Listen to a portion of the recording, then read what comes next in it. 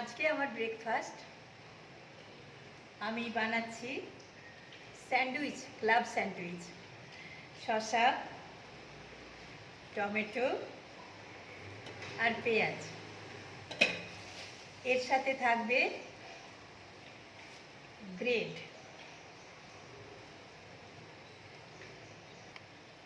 আর সাথে আছে Domino's cheese আর Amul butter. প্রথমে জিনিসগুলো কেটে নিচ্ছি।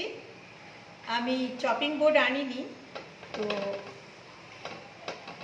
কিছু সাহায্যে আমি এখন টমেটোটা কাটছি। বেশি করব না, 2 পিসই করব, কারণ আমি একাই খাবো, তো অল্পই কেটে নিলাম। এরপরে আমি পেঁয়াজ কাটছি।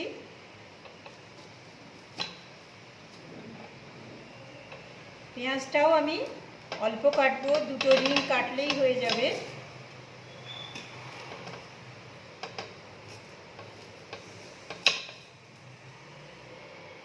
তারপরে আমি শসাটা কেটে নিচ্ছি রিং রিং করে।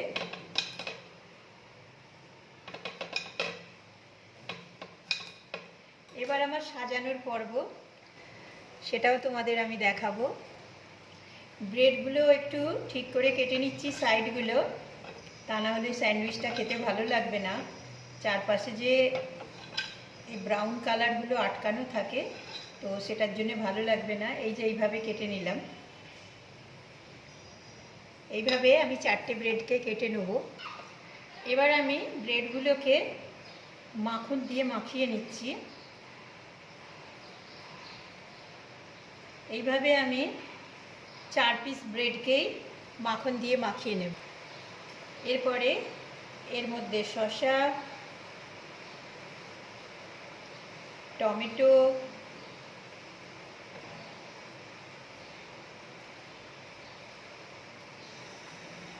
পেঁয়াজ,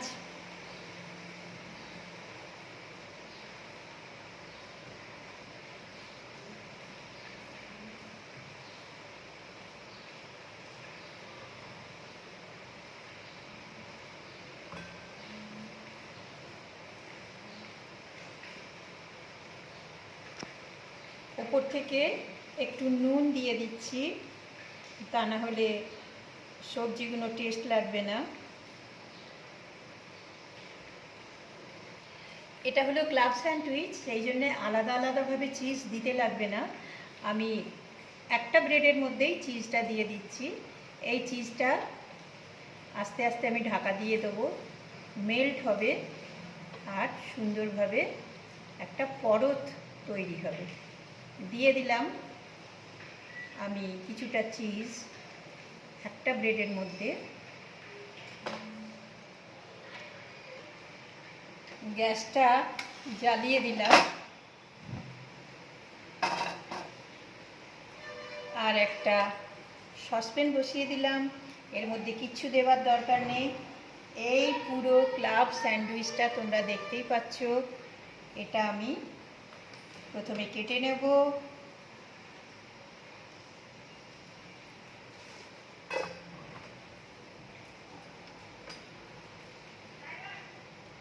এই যে ছুরি, এটা দিয়ে আমি একদম কর্নার করে এটাকে কেটে নিচ্ছি।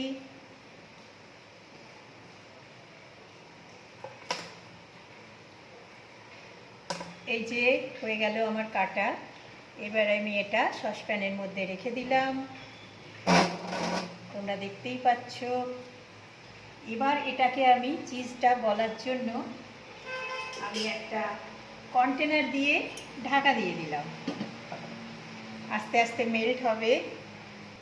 এরপর আমি স্যান্ডউইচগুলোকে একটু উল্টে দিচ্ছি।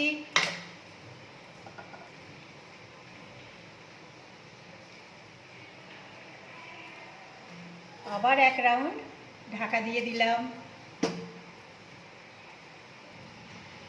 আমার হাতে রয়েছে টাটকা আমন্ড, এগুলোকে আমি এখন ফাটিয়ে ফাটিয়ে বাদামগুলোকে বার করব। এদিকে হয়ে গেছে আমার ক্লাব স্যান্ডউইচ। গ্যাসটা বন্ধ করে দিলাম, তুলে নিলাম স্যান্ডউইচগুলো।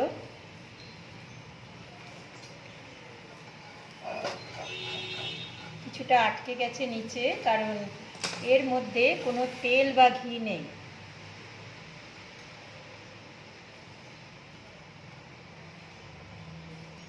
এখন রেডি আমার স্যান্ডউইচ খাবার পালা। এই যে দেখতেই পাচ্ছ কেমন সুন্দরভাবে হয়ে গেছে স্যান্ডউইচগুলো। তোমরাও চলে এসো আমার সাথে ভাগ নিতে।